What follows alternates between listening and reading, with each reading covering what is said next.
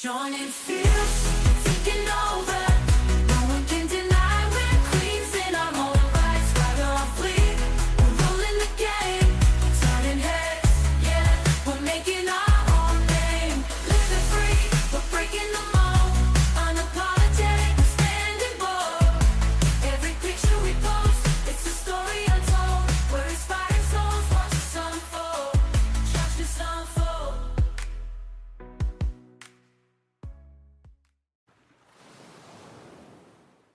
Hello, and welcome to It's Not About Them, It's About You podcast for women in male-dominated industries who are the first, the only, or one of the few. I am your host, Samantha Kate, and I'm excited to have you here.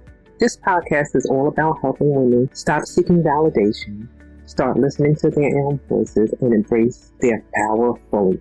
Today, I am thrilled to introduce my guest, Suhaiba. Suhaiba is an author, leader, and an advocate for women thriving in male-dominated industries. She brings powerful stories and transformative insight to help women navigate these challenges, spaces, and confidence and authenticity. She has a new book that she's going to tell us about. I'm excited for that. It dives deep into what it takes to succeed on your own terms while staying true to yourself. I can't wait to dive deep into the conversations with Suhaiba and explore her journey, her advice for women stepping into male-dominated spaces, and the incredible lessons we can all take away from her work. Suhaiba, welcome to the podcast. Thank you for having me. You're welcome. Tell us a bit about you. So male-dominated spaces is a story of my life. So I am one of four. I'm the only girl. So I have two older brothers, one younger brother. Grew up in the suburbs of Philadelphia, a very sports-heavy family. If there's a game on, I tease my mom is watching it. So 3-season athlete, and for me, it was always about keeping up with the brothers. So I was a tomboy through and through, and if the brothers were doing something, I was going to figure out a way to make it happen too. And then from there, ended up my favorite sport of all is basketball, and fell in love with the game. Went off to college and managed the men's team. So that was my first male-dominated industry. Then I went on to my first job. I got my dream job, actually. It was my very first job, which was lucky and a blessing for sure. I got to come home to Philadelphia and work for the 76ers for 5 seasons.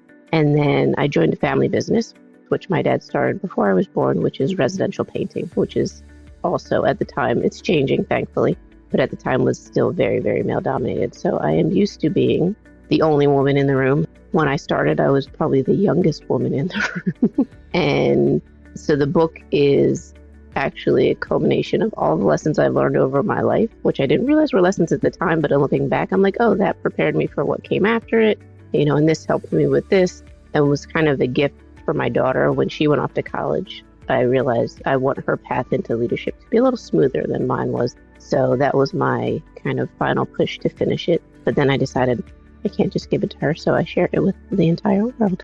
Well, thank you for that. Thank you for writing it. Thank you for wanting to share it.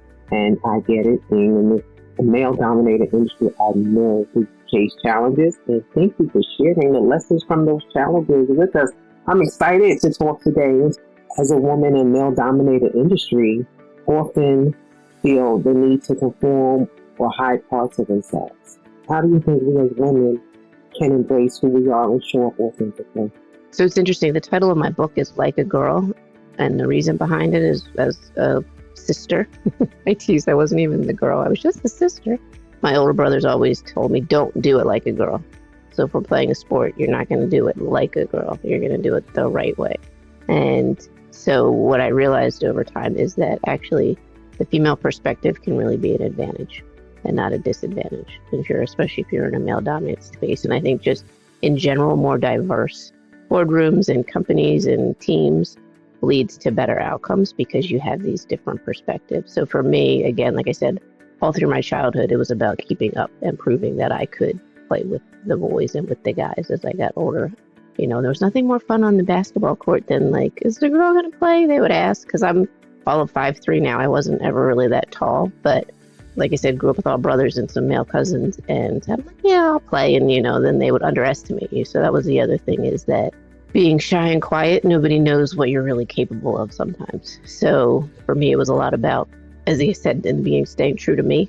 And that's my goal with all of the women that I talk to, and young girls all the way up through our age and beyond is staying true to you and knowing that you have something of value to bring to the table without letting somebody kind of mold and kind of meld you to fit into where they want you to fit in. I think that is so important, being true to ourselves. But like you said, knowing our own value, being able to step into that and stand in it, that allows us the confidence where we become unwavering. I know I do for myself. I show up differently when I'm sure of the value that I bring. And it's not just about work. People are like, oh, your work is, it's not about the work. It's what I know that I bring. But that also, I think, takes time. I can say, like I tease, I wrote the book, but I'm still walking the walk and talking the talk. And a work in progress myself. There are some days where I didn't speak up when I know I should have because I'm the only girl in the room. Especially in the family business, it's like my father and two older brothers. So, like I said, I'm the daughter and the sister sometimes in their eyes, and not always just the perspective, oh, she's an employee who has a valuable perspective or idea to share. So there's a lot of nuance to not only being the only woman in the room, but being related to three of the men in the room. So there are definitely times when I feel like I've lost my voice or been quiet when I shouldn't have, and like kicked myself later. So and I always tease that now that I'm in my mid to late 40s, I feel much more confident in who I am than I did in my 30s, and definitely than I did in my 20s. I think as a kid, I was like all in. And then like somewhere like around those college age years, and when you first venture out into the workforce, is when we kind of start to waver a little bit as women, I find.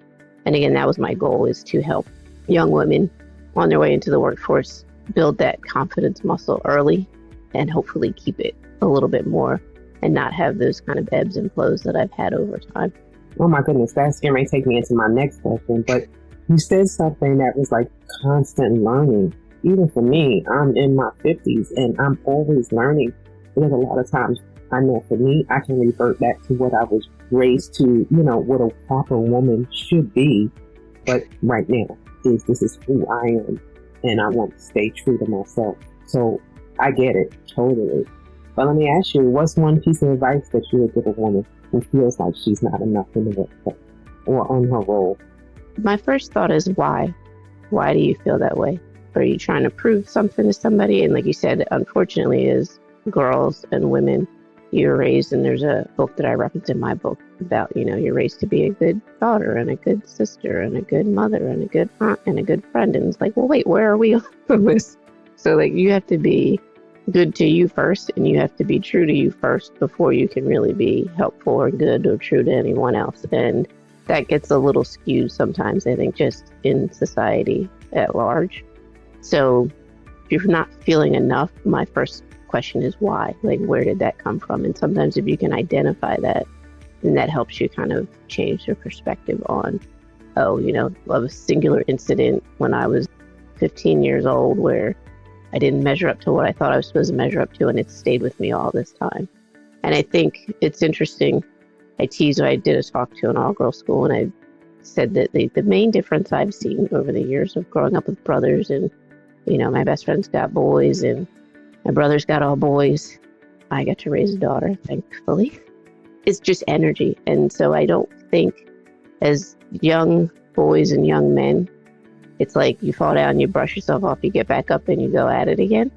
And as a tomboy, I did the same thing. Sometimes as girls, I tease now, it's like the bubble wrap version of parenting where you don't want anything to happen. And when you don't let kids have that full experience, it's hard to build that confidence like you talked about. And then you do question yourself. Like if you don't ever, it's interesting, I don't like to use the word failure so much as like, I just didn't succeed. So I have stepson who, if he tried something new the first time he did it, if it didn't work, oh, this is dumb. I'm like, wait a minute. This is new. You've never done it before. Let's maybe try one more 2 times. It takes a little while to learn something new and to kind of get the habit and the knack of new things. So there's definitely, you're never not enough. You're already more than enough wherever you are. It's just a matter of building up that confidence, being willing to learn what it takes to feel like, oh, now I can provide the value that I feel I should be bringing to the table. But if you're in the room, you're supposed to be there. And I think we question that without anyone else ever questioning it. And we kind of need to stop questioning that for ourselves and just say, no, if I'm in the room, it's for a reason. And I was lucky in a couple different times in my career, and it's a chapter in my book, Just Say Yes. If someone else sees something in you that you don't recognize yet, believe them. Sometimes we get so clouded in I had a young woman ask about guys apply for jobs when they don't even have all the qualifications, and women, we wait till we have every single one and then some extra ones. And there's nothing in your life that you'll ever start that you're 100% ready for. That is so true. Because you've never done it before. And then the learning is in the doing. So I think just reminding ourselves, my biggest thing and my word for this year was awareness. If you can catch yourselves in those moments and remind yourself, oh no, you know what, that's just my brain doing its thing. And we're going to acknowledge it and we're going to say, okay, and we're going to move through it.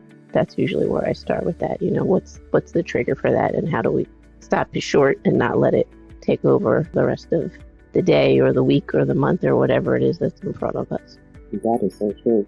Well, let's talk about this confidence. You tapped into it before. Confidence is such a key part of thriving in these spaces. What role has confidence played in your journey, and how do you think other women can build it over time?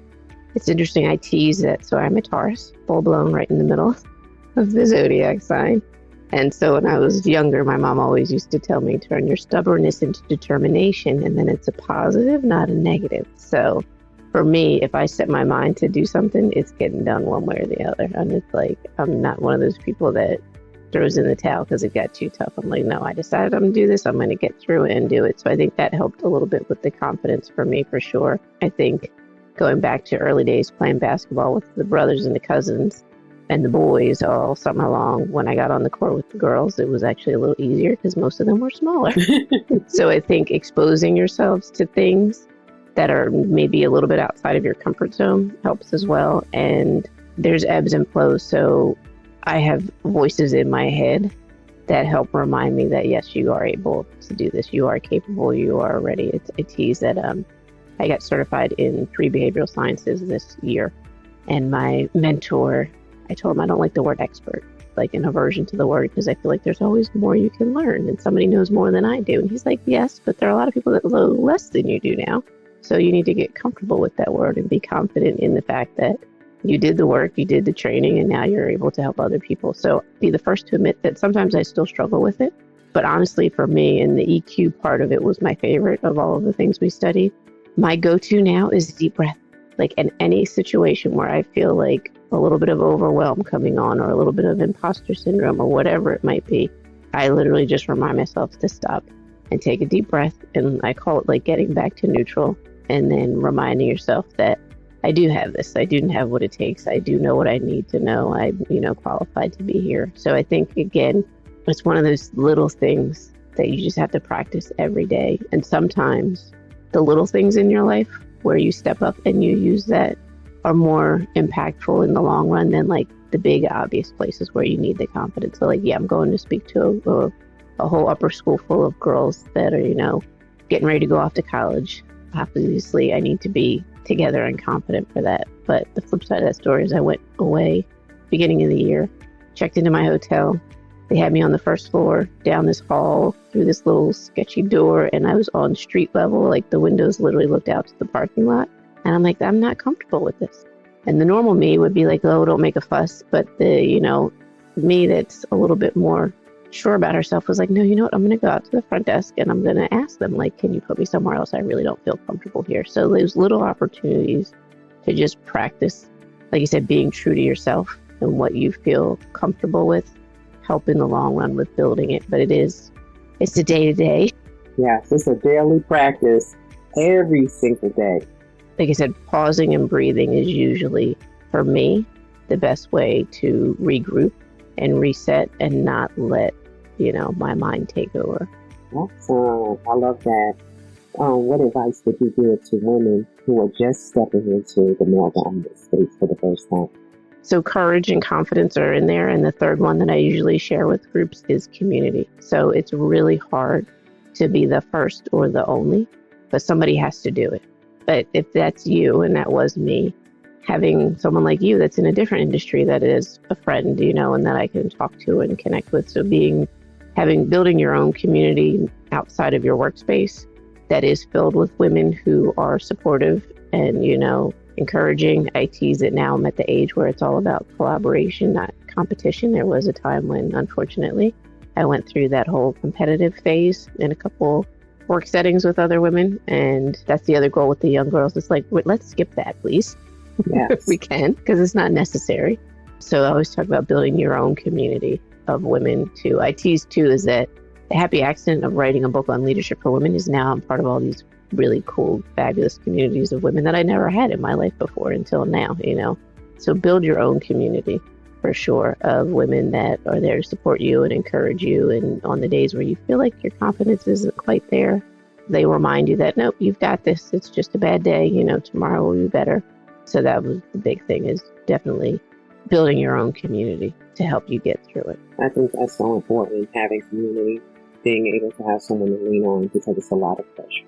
Being the first, and when we walk into these rooms, there's no one there but us. And we're standing there trying to figure it out. Do you think, I know for me, I think sometimes the men kind of create that competition.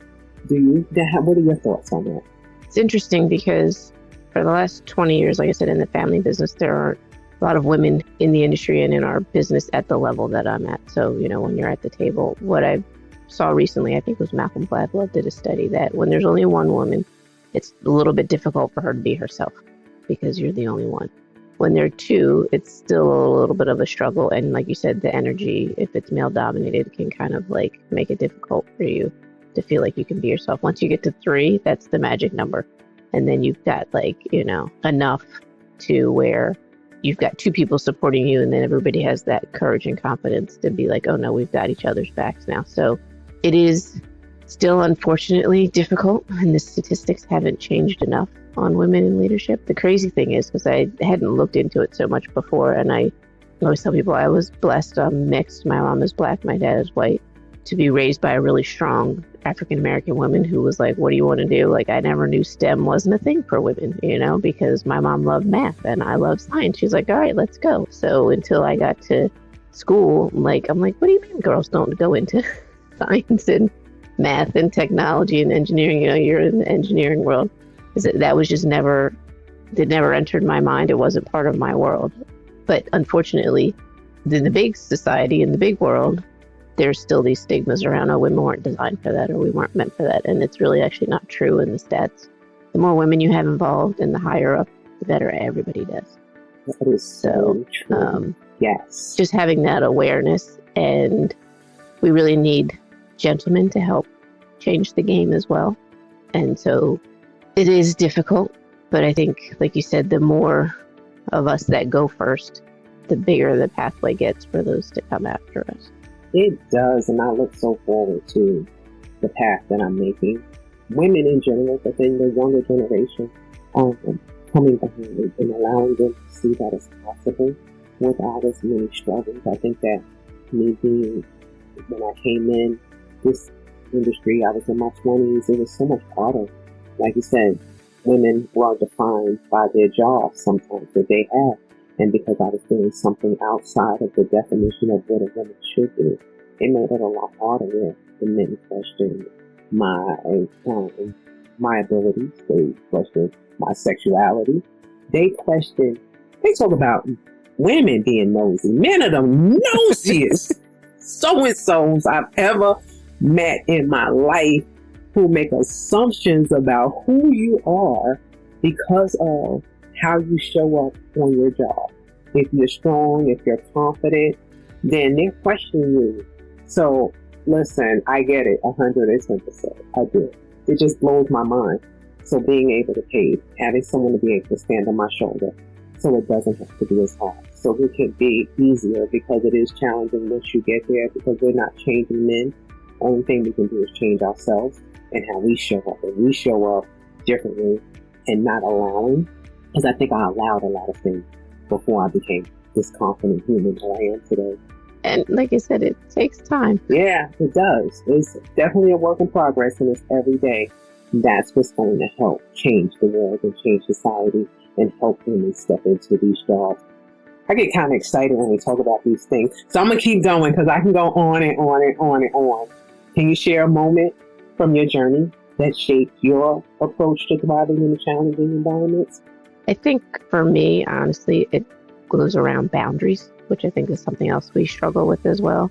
And, not wanting to rock the boat or upset the apple cart. And like you said, staying quiet in moments when that really probably wasn't the right choice, but it was the easier choice or like the acceptable choice or the choice that everyone else wanted me to make. So over the years, just getting to the point where I'm much more firm around what's acceptable and what's not acceptable and where those boundaries are. And I think a lot of times we struggle with that as well as women, of really like using our voice and kind of, being firm about that's not cool and that's not going to be tolerated. So I think, again, we're going back to courage.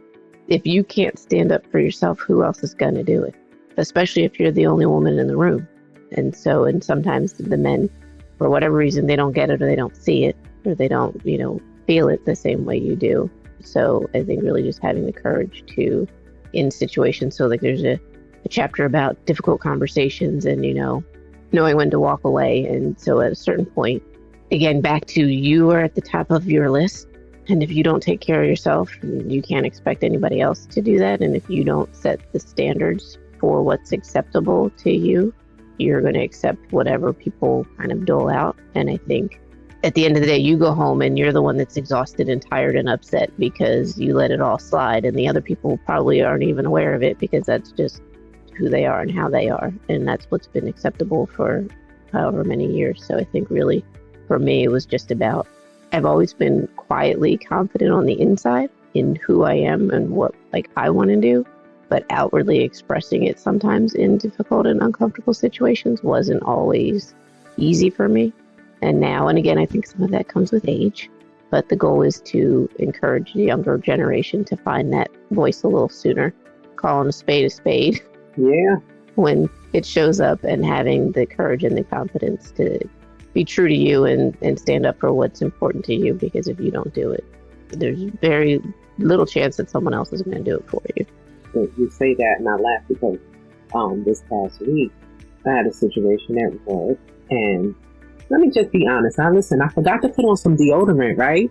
And I was like on my way to work, I'm rushing, So I get to work and I say to the guys, like, yo, I forgot to put on deodorant. Anyone have any? Because I don't have my extra, or someone to run to the store, because at this time now I'm going into a meeting. So people that I consider my friends, my allies, this is men because I'm the only woman in the room. They just like, I can't believe you said that. But why wouldn't I? Why wouldn't I say what is going on? It's my willingness to be uncomfortable worrying about how I'm going to smell later, or my willingness to be uncomfortable saying, hey, I forgot. So I think that's what it deals with a lot of, what we're willing to do or how uncomfortable we're willing to be to get to where we want to be. I'm just sliding all over.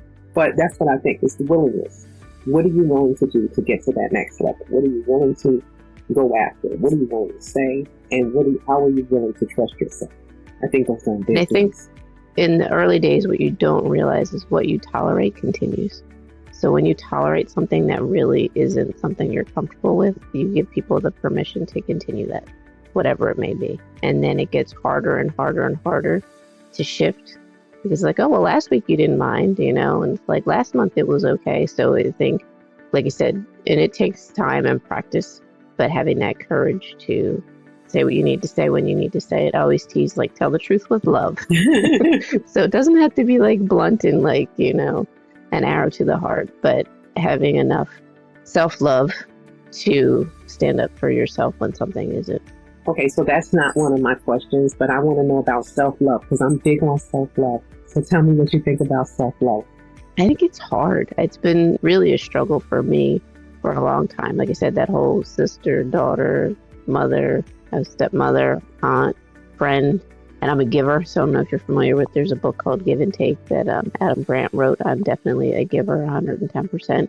And I actually read a book that I reference in my book as well, where like, it's 12 steps to extreme self-care, and it's meant for women. And I think there's a chapter where they tell you list all the important people in your life, and then you turn the page and they're like, did you put yourself on the list? And I'm like, I got to read it. Thank you for referencing it. Yes. So I think Inyana was the last one I heard that was really, and I've heard this a couple of different ways, and like then it clicked in my brain. It's self-full. It's not selfish. to take care of yourself. Because if you don't take care of yourself, then you can't take care of anybody else. And if you don't set the standards for yourself as to what's, like I said, necessary or acceptable, then it's hard for people to judge and know where your boundaries are and what you need from them. So they say my cup runneth over. So what's in the cup is yours. And what runs over is for everybody else. So like if you're completely depleted, which I've been there and done that, Yes. I've burned myself out. The pandemic was a good lesson for me in learning how to reshift how much I worked and how much I took care of other people and then where I fit into the mix. But I think it's really, really critical for your overall health and well-being to make sure you figure out how to take care of you. So like I have a big 3-month calendar that I created that's on my wall. And the last thing on the box of my quarterly to-dos is just for me. So there's a line where I write something every quarter that I'm going to do. So usually it's girls' nights out to make sure I'm hanging out with my friends and kind of getting my cup refilled. And then I have major issues with attention from sitting at a computer and writing all day. So massage, like once a month I go and get a massage. So I think it doesn't have to be big. It doesn't have to be time consuming, but each of us needs to figure out what do I need on, and actually I do it this way: daily, weekly, monthly, yearly. So on a daily basis, I walk. I have a dog that's my accountability buddy, and she has an internal clock, so she knows when it's time to walk, and we walk 3 times a day, and that really helps me reset on a daily basis from like the chaos of work. A weekly basis, usually Friday nights, we go out to dinner. So my daughter and I go out to dinner. If my mom's available, she'll come with us. That's our weekly tradition. Monthly, like I said, girls' night out at least once a month if I can, or get a massage or a facial or something that's just for me. Sometimes I take myself to the movies because then I can just there's no cleaning. There's no getting up to switch laundry. I'm just going to sit and relax and enjoy 2 hours all by myself with nobody to bother me, and my phone is turned off. And then either quarterly or yearly plan a vacation. We all need a break. So we just booked our trip last week for mid-January because my daughter's in college, so she has a later break than the high school kids. So we go away after everybody else. So I always say daily, weekly, monthly, and then either quarterly or yearly, you should be doing something just for you to make sure you're getting the recharge that you need and the kind of the rest and the care that you need. Oh, I love that. Yes, because I'm big on self-love. I know we care a lot about ourselves and we give ourselves, but knowing what you need and knowing yourself, that's the key. So being able to tap into all of those things, that is amazing. I had a whole bunch of other questions since we're on this, but I'd love to know about more of your book. Tell me about what inspired you to write it. I know you said it in the beginning of the show, but what's your core message you hope readers take away? Like I said, and as you can see, I'm an avid reader and a big-time writer, and I come from a long line of writers. Actually, the back of my books, and then those books on top were written by my great-grandmother and my great-great-grandmother. I found them online, so that's really my favorite stack right there. Oh, that's so cool. I love that. Yes, so a lot of manuscripts in the drawer, mostly focused on children, and actually that's what my ancestors wrote for the young adult age group.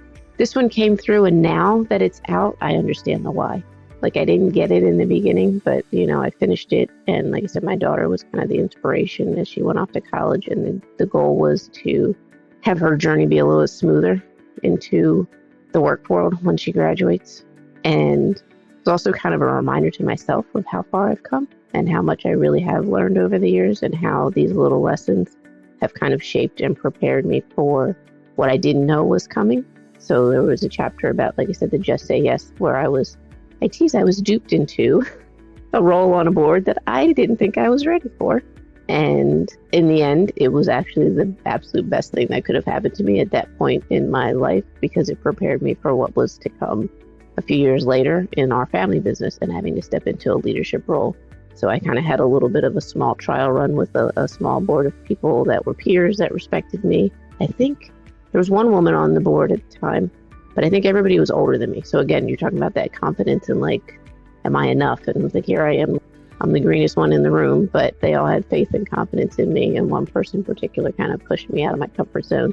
And it really helped shape me and prepare me for what I didn't know was coming, but really was, the next step in the line. And so the bottom line is my word is authentic and I want to be me. I tease every once in a while I might have a bad day, but for the most part, when you meet me, when we're interacting, you're getting the true and authentic version of me. And that took a lot of doing to get to that point where I could be that person. And I think a lot of young girls struggle with fitting in and where's my, place. And like you talked about in the beginning, what does the world expect from me? And it's like, no, what do you want for yourself? So that's my starting point. What does leadership mean to you? Because I teased my definition of leadership was actually off for a very, very long time. And I didn't think I had what it took to be a good leader because my definition was off. And that was on me. Nobody told me, oh, this is the definition of leadership. That was just my misperception. So the goal is, what does leadership mean to you? What does it look like to you? And how do you live that authentically yourself? And then carry that through into, the work world and your personal life. I think the more you're able to show up as you, the easier it all is. It's too hard to wear a mask all day, every day, or try to fit into some conformity that doesn't just really feel right to you. So that's the goal, is to encourage women. And I say on the rise because I believe we're all continuing to evolve and grow, to just redefine and revisit what that means to you, authentic leadership, and then find a way to have the courage to live it every day. I think that is the most amazing thing. Work in these environments and think that but am I actually supposed to be that, or are you conforming? Am I showing up truly as me? Am I being who I am, authentically being, unapologetically, by not having to sit and pretend to do this and feel okay uncomfortably? And like you said, wearing on these masks, being exhausted from being that until I get home and I turn into who I truly want to be. So I think I was more on the winning side. Anyone else, but you're right. Being able to show up authentically as you is the key to owning your space, owning yourself. That's what I believe. And I was waiting. I wanted you to announce the title of your book, and you didn't. So throw it out there for me. Oh, all right. Here we go. You ready? So it's called Like a Girl, 22 Leadership Lessons for Women on the Rise. And it's on Amazon. And it's on my website. So my website is Like a Girl, and then the number 22, which was the number on my jersey every time I played a sport. So it's there and it's on Amazon. And yeah, I think we spend so many of our waking hours as adults at work. If you can't be yourself there, and that's part of my behavioral assessment training with the DISC. You have a natural style and you have an adaptive style. And when we're adapting all the time to fit in, it's exhausting and it drains you and it's not sustainable. And, I'm a real big believer on using your gift. So I believe that we all were sent here with a gift, and the purpose of it is to share it with the world. So my gift, part of it is writing, but part of that also meant this, which I used to not be comfortable with, is sharing it and speaking. I'm like, writers write so they don't have to speak, but to share the message, you have to get comfortable in, doing something maybe outside of the box for you. So if you can't be your authentic self and you can't discover what your gift is and share it with the world, we're missing out on something that we need, because you don't have that courage and the confidence and that community, like I mentioned, to feel like, oh, this matters. Actually, I'm doing a accountability buddy. I have a new accountability buddy for this year. And our first call, she's telling me what her goals were. And she's like, you're going to think this is silly. I'm like, no. No judgment zone. Whatever your dream is, it's yours for a reason. I don't have any right to judge you. And as she explained it, totally makes sense. And I'm like, even if it didn't make sense, I don't care. It's yours. It's yours for a reason. So giving all of us, women especially, permission to listen to that inner voice. And that's my favorite chapter in the book, Trust Your Gut. I'm still a work in progress. Every once in a while I miss it. But really giving yourself permission to, like I said, listen to that inner voice and trust that she knows what she's talking about, and then have the courage and the confidence to follow through and find, like I said, the people that will support you in doing that. Not everybody's going to get it, and not everybody's going to be, on board with helping, and they may think you're crazy. They always tell you don't share your dream with too many people, because the non-believers will make it a little bit challenging for you to believe that you can actually accomplish it. But that's the goal, is to encourage, especially at our age. So there are a lot of women, 40s and 50s, who still have a dream that they haven't realized yet. And we need it. So encouraging everybody to tap into your authentic self, that inner voice that's been whispering to you for a long time to do something. And then, like I said, with the book, I had no idea how bad the stats on women in leadership still were when I published this. And the opportunities it's giving me now to help women of all ages, that's truly just a gift and a blessing to me, to be able to be helpful So don't discount those little nagging dreams Yes. because they're there for a reason. Yes, step into them. Allow yourself to breathe them. Take that deep breath that you talk about. That's when you inhale that purpose, that plan, that dream that you have. I think it's so important for women to understand that they can dream outside of what other people have for them or what they feel society wants them to do. So I'm so glad you stepped out. I'm so glad that you wrote the book because I had the honor and the privilege of reading that first chapter. So thank you so much. I can't wait to dive in and read the entire book because I think it's so important for young ladies that are coming up in this field to see and to understand. So I thank you for writing it, taking the time, and for sharing it, not just with your daughter, but with all of us. That was a scary moment, but I did it. Well, I'm glad you were scared doing it and you did it. Thank you. Yeah. I have one more question before we end because this is what my signature question. Okay. What's one thing you do to remind yourself that you're enough, regardless of what anyone else thinks? So I journal every night before I go to bed. And sometimes it's gratitude and sometimes it's kind of a prayer, and a little bit of I don't know if ask is the right word, but yeah, so every night I kind of reflect before I call it a day and make sure that staying focused and grateful for what happened in that day. And then kind of, like I said, asking politely for clarity and guidance, continued guidance for me, what I always, and I've seen it happen this year, is these little opportunities like you and me being here. That's a little opportunity and a little reminder that I'm on the right path. And that is proof that I am enough and I am ready and I have something of value to share. So every night, just kind of making sure I check in before I sign off. And like I said, say thank you, say please, and, ask for that clarity and guidance to continue to follow the path that's intended for me.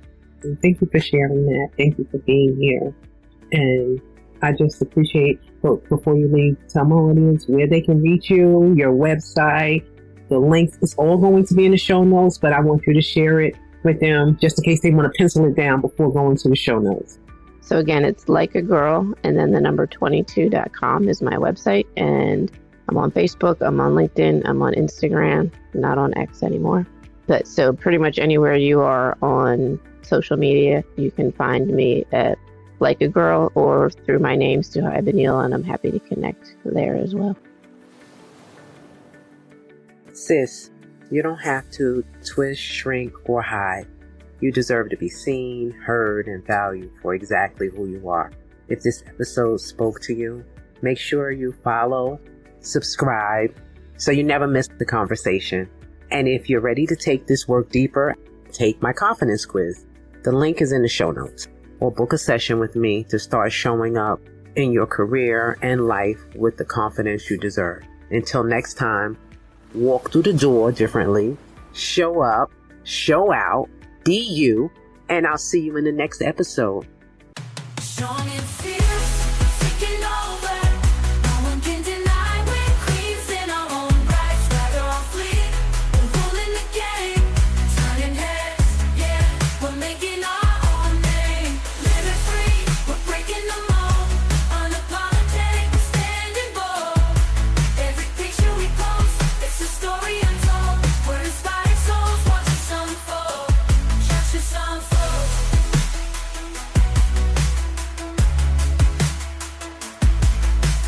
Capture the moment, hold it tight. Every click, every flash, we're shining so bright. Through the lens, we're showing who we truly are.